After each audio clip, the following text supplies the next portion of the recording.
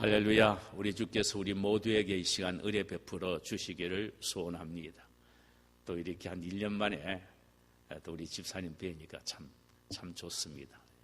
교회는 이렇게 자주 모여야 하고 얼굴을 보고 사랑을 나누면서 또 삶을 나누는 그런 기회를 늘 가져야 합니다. 이것이 바로 교회입니다. 오늘 이 시간 우리가 함께 나누고자 하는 말씀의 제목은 하나님이 주신 선물이라는 제목입니다. 본문은 전도서 3장 9절에서 15절까지의 말씀입니다. 사람은 누구든지 선물을 좋아합니다. 저도 좋아하고 아마도 여러분들도 좋아하실 것입니다. 선물을 싫어하는 사람은 이 세상에 한 사람도 없을 것입니다. 특별히 하나님이 주시는 선물은 너무나도 귀하고 그 값을 매길 수 없을 정도로 복되고 비쌉니다. 사실 인간에게 주신 모든 것들은 다 하나님이 주시는 선물입니다. 하나부터 열까지 하나님이 주신 선물이 아닌 것이 없습니다. 그렇다면 여러분은 하나님이 주신 선물 중에 가장 귀하게 느껴지는 선물이 무엇이라고 생각되십니까? 깨달음의 은혜입니다.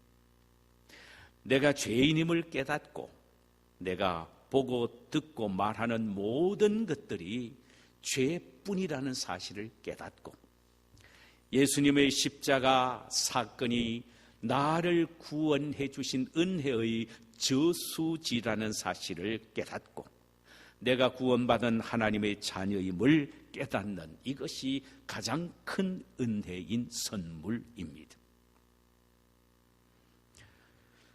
그런데 이 모든 깨달음은 내가 똑똑하고 영리해서 스스로 깨닫는 것이 아니올지다.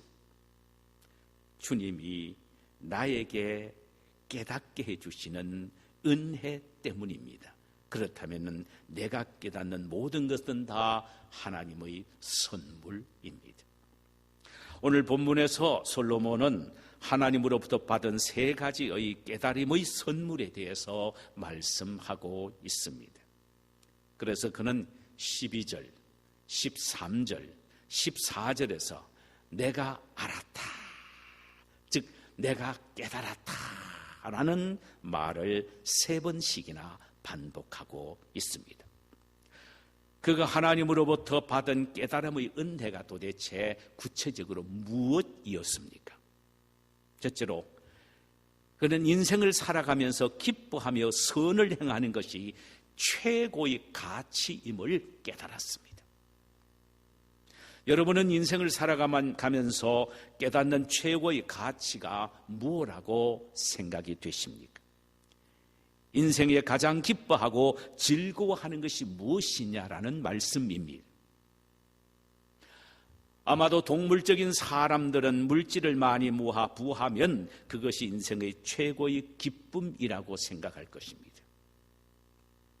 지성적인 사람은 다른 사람이 가지고 있지 않는 그 어떤 지식의 세계를 먼저 터득하여 그 지식을 얻는 것이 인생의 가장 기쁨이라고 생각하기도 할 것입니다. 돈키호테적인 사람은 세상의 명예를 얻는 출세가 곧 인생의 최고의 가치라고 생각하기도 합니다. 물론 이 모든 것들은 어느 정도의 기쁨을 줄 수 있는 것은 사실입니다. 그러나 거기에 진정한 기쁨, 영원한 기쁨은 없다라는 사실이에요.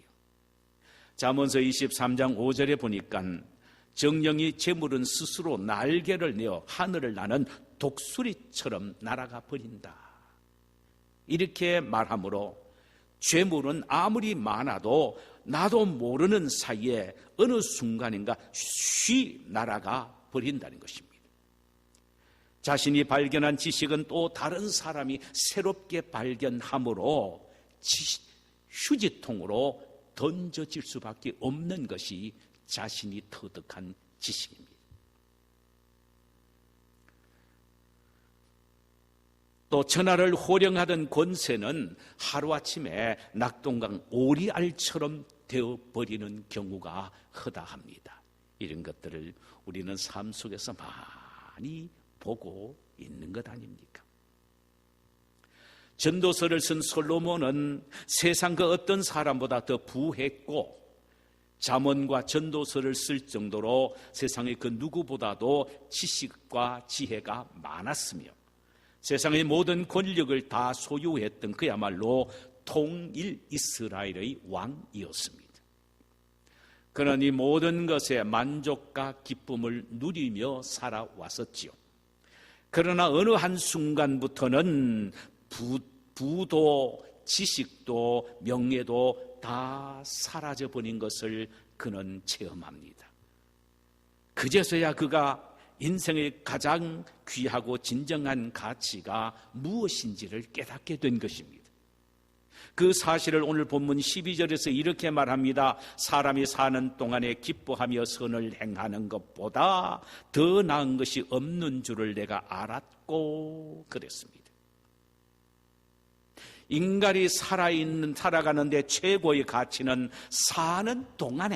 살아가는 동안에 기뻐하며 선을 행하는 것이라고 했습니다.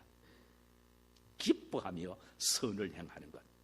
이것이 인간이 추구해야 될 가장 중요한 가치라는 것입니다. 그렇다면 그가 말하는 기쁨이 무엇입니까? 이것을 알기 위해서는 11절의 말씀으로 돌아가 봐야 합니다. 영원을 사모하는 마음, 바로 영원을 사모하는 마음을 하나님이 주셨다는 것입니다. 이는 영적인 존재로 만드셨다는 말씀입니다. 인간이란 끊임없이 자신의 존재에 대한 질문을 던지며 살아가는 존재란 말입니다.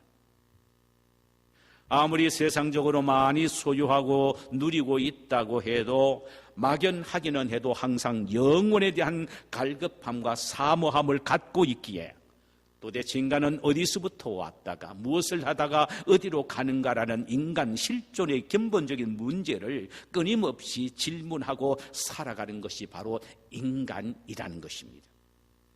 그런 실존적인 고민을 하다가 비로소 인간은 하나님으로부터 창조되었으며 하나님에 의하여 살다가 결국은 하나님께로 돌아가는 존재라는 사실을 깨닫고 그러기 위해서는 길이 되신 예수님을 믿는 믿음을 통하여 하나님 앞에 나아갈 수 있고 영원을 누릴 수 있다는 이 신앙을 소유하게 될 때에 비로소 인간에게는 진정한 기쁨이 있고 참된 행복이 있다는 것입니다. 그러니까 하나님을 발견하고 그분을 믿고 그분의 말씀에 따라 살아가는 것이 바로 영적이고 도덕적인 선을 행하는 일이요. 결국은 뭐냐? 이런 가치관을 갖고 살아가는 인생이 진정으로 행복한 인생이라는 것입니다. 이것을 깨닫는 것이 중요하다는 것입니다. 하나님 없는 인생은 다 헛것이라는 것입니다. 하나님의 말씀은 우리 인생의 길일진데 우리 인생의 빛일진데 그것을 따라가지 않고 내 멋대로 살아가는 것 성공처럼 보이나 패배요 실패뿐인 것이 그것이기에 우리 인생에는 그것에서 참된 행복을 찾을 수가 없다라는 것입니다. 진정한 행복과 기쁨은 하나님 안에서 그분을 믿고 그분의 말씀을 따라서 살아갈 때 느껴지는 기쁨이라는 것입니다. 바로 이것이 하나님이 우리에게 주시는 은혜라는 것입니다. 내가 지혜가 총명이 있어서 깨닫는 것이 아니고 하나님이 나에게 주신 은혜 때문에 깨닫는 것이라는 말입니다. 이 은혜를 깊이 누리며 살아야 진정한 행복을 부과하며 살 수 있게 된다는 것입니다. 두 번째로 솔로몬이 또 하나 깨달은 것은 일용할 양식과 수고로 낙을 누리는 것이 진정한 삶의 가치임을 깨닫다라는 것입니다. 다시요. 일용할 양식과 수고로 낙을 누리는 것이 진정한 삶의 가치임을 깨닫다란 말입니다. 13절, 사람마다 먹고 마시는 것과 수고함으로 낙을 누리는 그것이 하나님의 선물인 줄도 또한 알았다, 깨달았다라는 말입니다. 이 두 구절을 통하여 발견할 수 있는 것은 먹고 마시는 것과 수고로 낙을 누리는 것입니다. 여기서 먹고 마신다는 말은 쾌락을 말하는 것이 아닙니다. 매일 먹고 마시는 일용할 양식이 곧 하나님의 선물이요 은혜임을 깨닫고 살아가는 것이, 그것이 진정한 축복이라는 것입니다. 여러분, 매일 굶지 않고 음식을 먹을 수만 있다는 것 그 자체가 하나님의 은혜이요 선물임을 아십니까? 오늘날 우리는 얼마나 뻔뻔한지 모릅니다. 너무너무 뻔뻔합니다. 그 이유는 하루 세 끼 먹는 것을 당연한 것으로 여기지 하나님의 선물로 알아서 감격하며 눈물을 흘리는 사람은 그렇게 많지 않다라는 사실입니다. 여러분은 도대체 어떻게 생각을 하십니까? 진정 여러분들도 하나님이 주시는 선물로 생각을 하십니까? 여러분들이 매일 먹고 마시는 일용할 양식을 가지고 말입니다.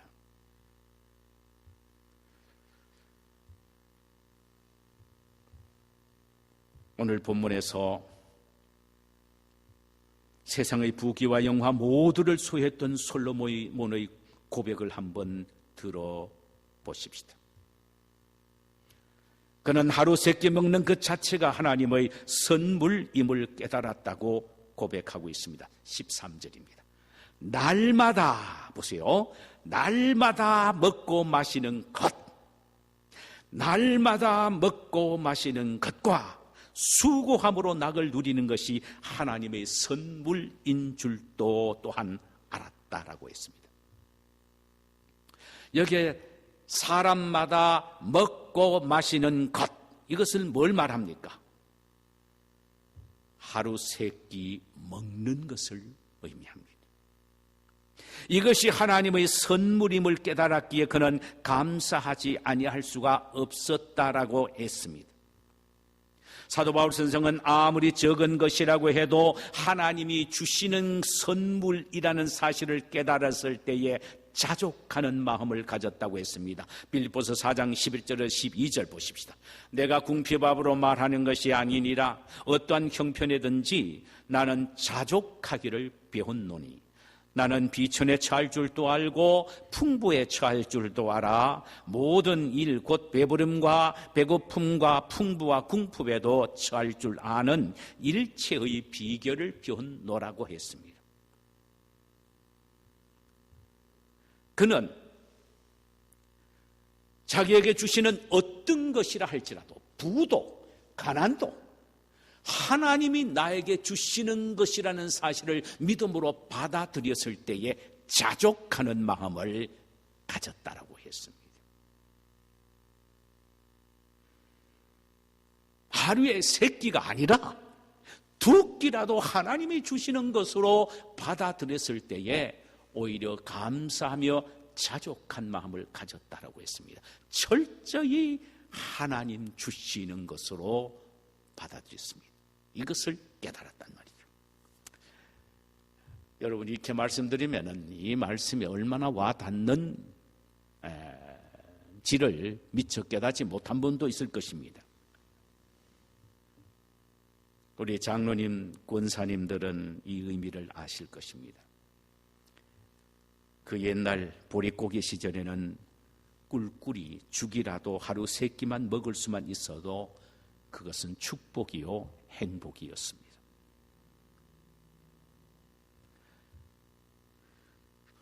또 지금 우리는 먹을 수 있는 건강이 있다는 역시 그것도 하나님의 선물이요 축복입니다. 오랫동안 금식을 하고 난 이후에 첫 번째 먹는 죽 한 그릇의 맛이 얼마나 감격스러운지 아십니까? 평소에 죽 한 그릇 앞에 놓고 감격의 눈물을 흘리는 사람은 하나도 없습니다. 그러나 긴 금식의 시간을 마치고 죽 한 그릇을 앞에 놓고 기도할 때에 얼마나 감격스러운지 모릅니다. 이것 먹을 수 있다는 게 감사요, 하나님의 은혜라는 것을 깨닫기 때문입니다. 또 하나, 수고의 낙을 누리는 것에 대하여 한번 생각해 보십시다. 자, 보세요. 수고의 낙을 누린다. 우리는 종종 오해를 합니다. 수고 없는 낙을 누리는 것이 하나님의 선물이요 축복으로 생각한다는 말입니다. 왜 그랬을까요? 수고는 하나님으로부터 오는 선물이 아니라 형벌이라고 생각하기 때문입니다. 그러나 솔로몬 전도서 7장 14절에서 형통한 날에는 기뻐하고 곤고한 날에는 되돌아보아라. 이 두 가지를 하나님이 병행하게 하사 사람이 그의 장래일을 능히 헤아려 알지 못하게 하셨느니라. 하나님은 수고와 즐거움을 우리 모두에게 한꺼번에 주셨다는 것입니다. 여러분, 이것이 하나님의 은혜임을 깨닫는 것이 중요합니다.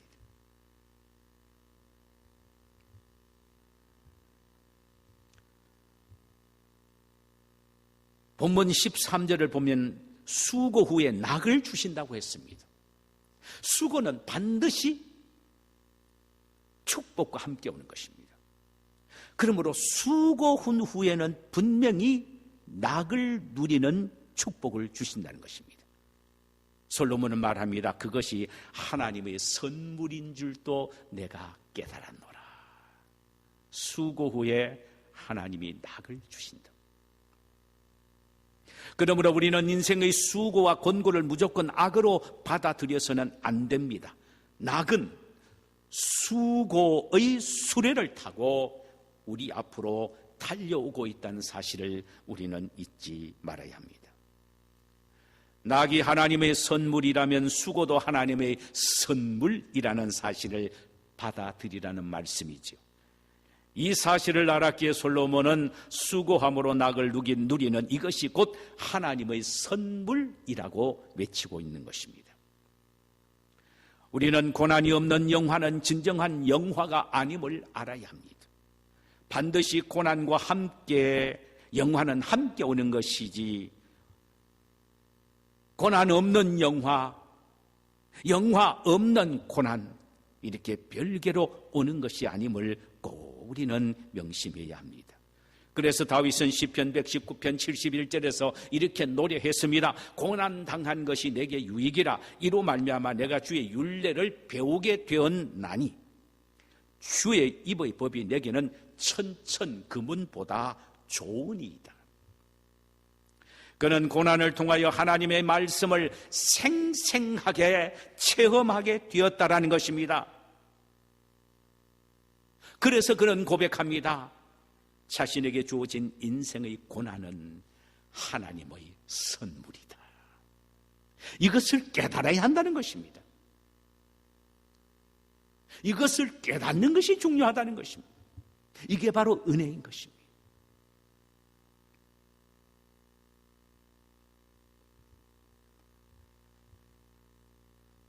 그러므로 우리는 고난을 하나님의 징계나 형벌로 생각하지 말고 축복을 포장하고 있는 하나님의 선물로 받아들여야 합니다. 이것을 깨달아야 합니다. 이것이 하나님의 선물입니다. 마지막 하나는 하나님의 행하시는 모든 일은 영원하고 빈틈이 없는 것이라는 사실을 깨닫는 것이 진정한 가치라는 것입니다.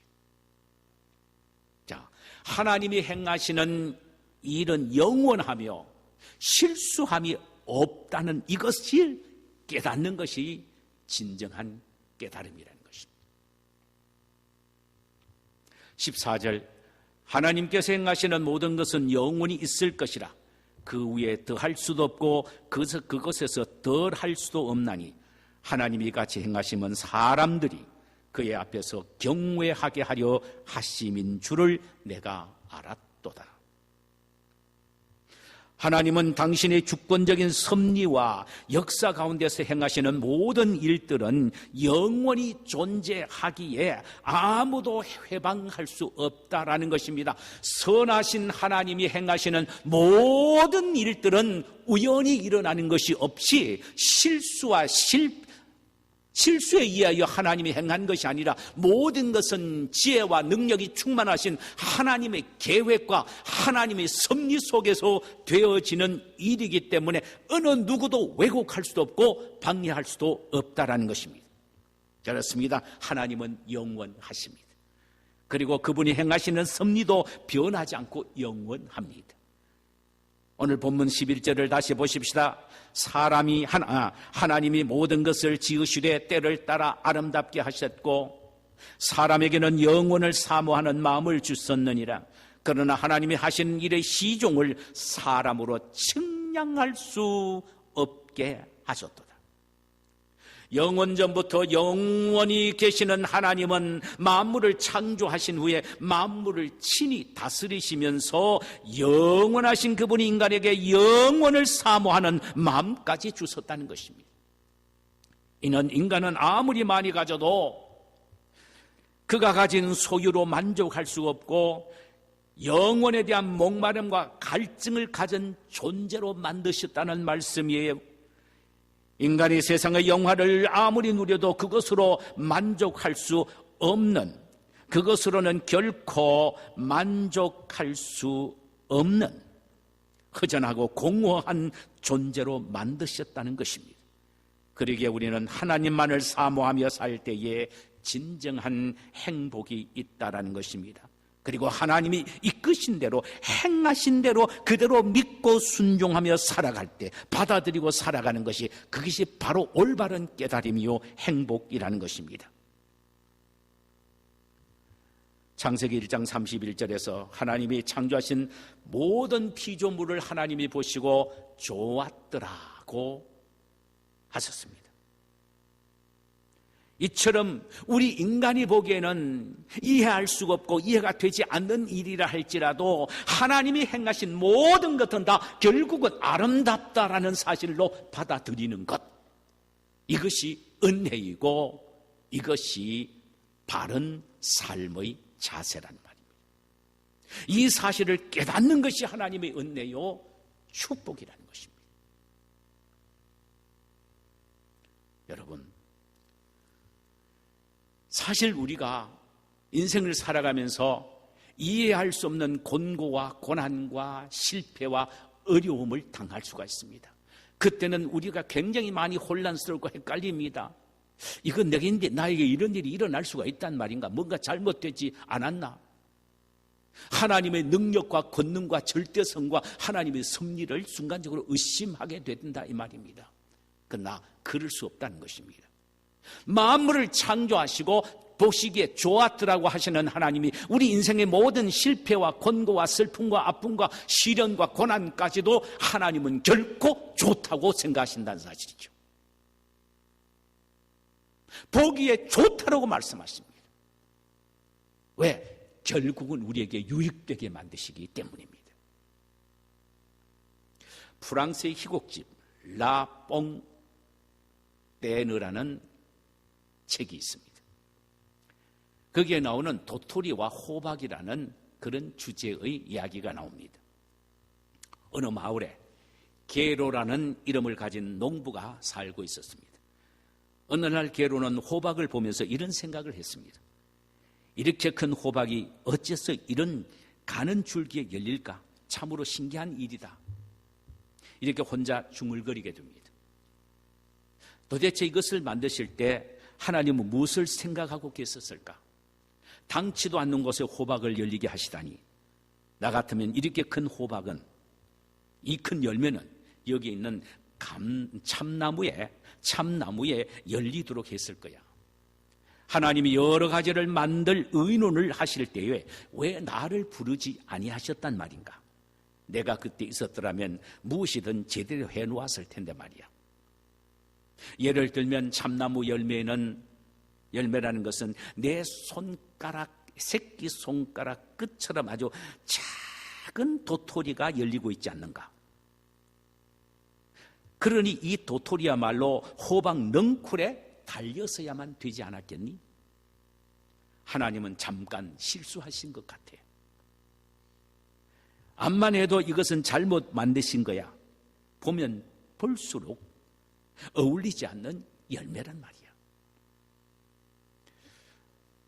너무 깊이 생각한 나머지 게로는 머리가 아플 지경이었습니다. 그래서 그는 얘라 그만두자. 나같이 영리한 사람은 생각하는 일이 너무 많아도 되지 않아.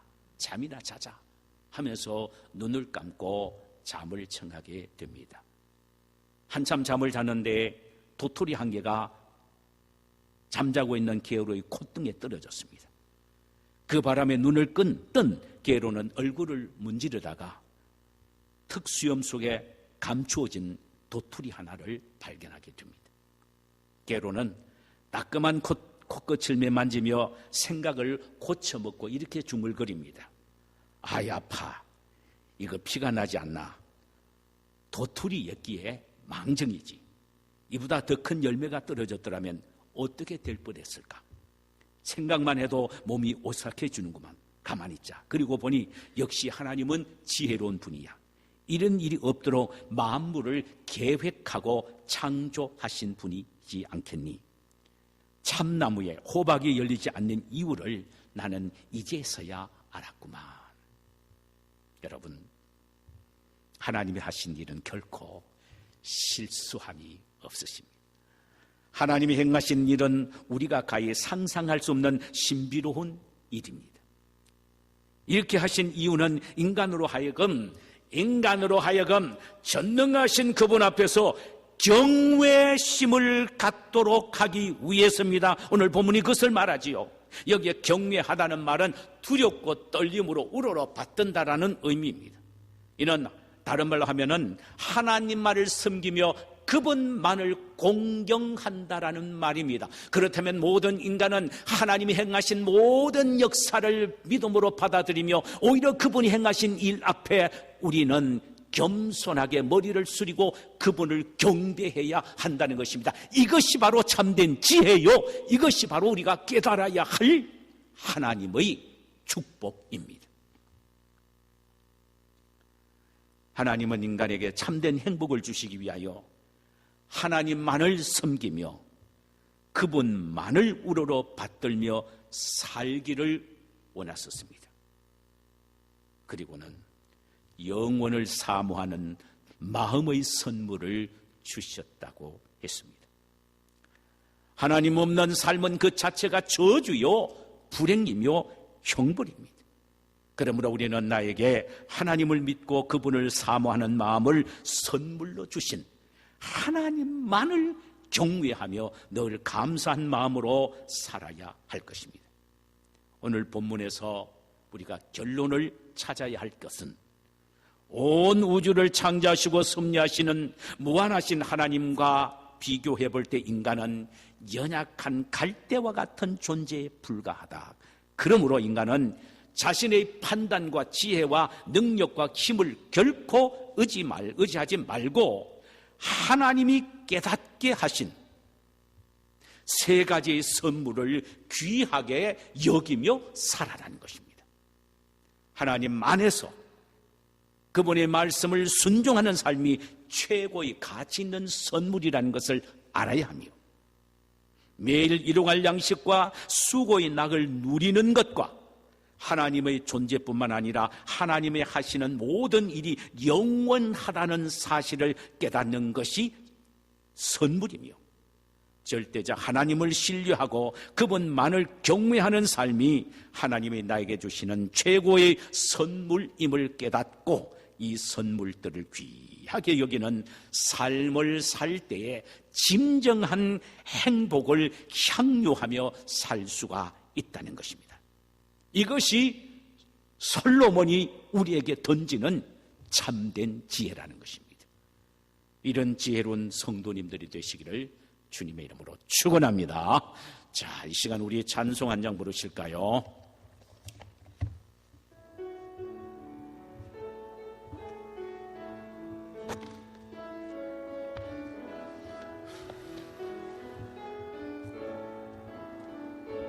나의 힘이 되신 여호와여,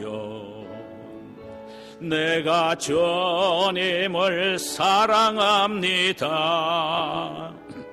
주는 나의 반석이시며 나의 요새시라.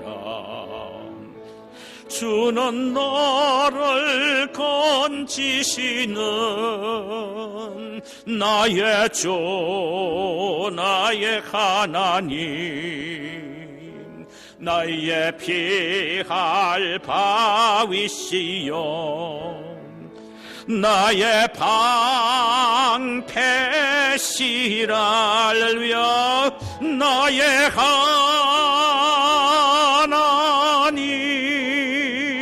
나의 하나님, 구원의 뿌리시여, 나의 산성이라. 나의 하나님, 나의 하나님,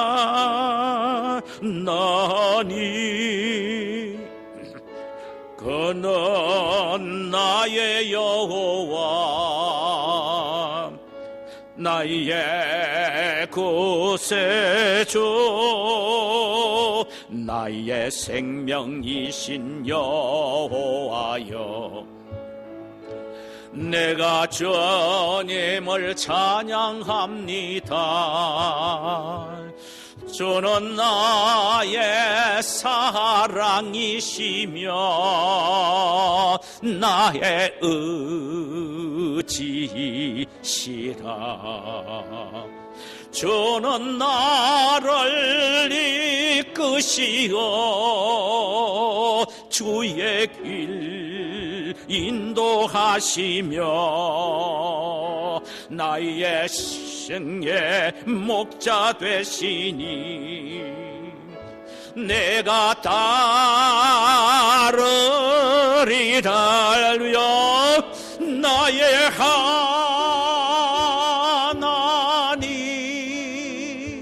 나의 하나님,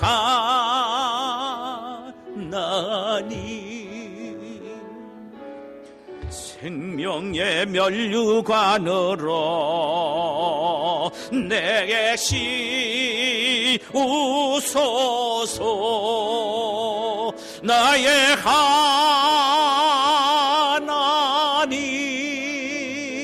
나의 하나님,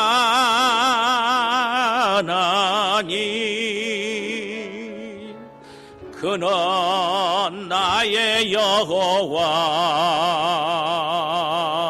나의 구세주. 사랑하는 우리 형제들이여, 자매들이여, 이 시간에 우리 함께 머리를 숙여 기도하십시다. 가장 큰 은혜요, 하나님의 선물은 깨달음의 은혜요 선물입니다. 오늘 솔로몬은 이것을 깨달았습니다. 인생의 최고의 가치는 하나님 안에서 하나님을 알고 그분의 말씀에 순종하는 것이라고 했습니다. 이 놀랄만한 진리는 주님이 오신 그때까지 계속 유효합니다. 우리가 이것을 솔로몬처럼 깨달아야 합니다. 내 인생의 최고의 가치는 하나님 안에서 하나님의 말씀을 순종하는 것이다. 이것이 바로 축복이요 하나님의 선물이라는 것을 깨달아야 합니다. 매일매일 일용할 양식, 내가 땀 흘리고 수고하는 것, 그 속에서 낙을 누리는 것, 이것이 또 하나님이 나에게 주시는 선물이며 은혜이기에 깨달아야 할 가치임을 알아야 합니다.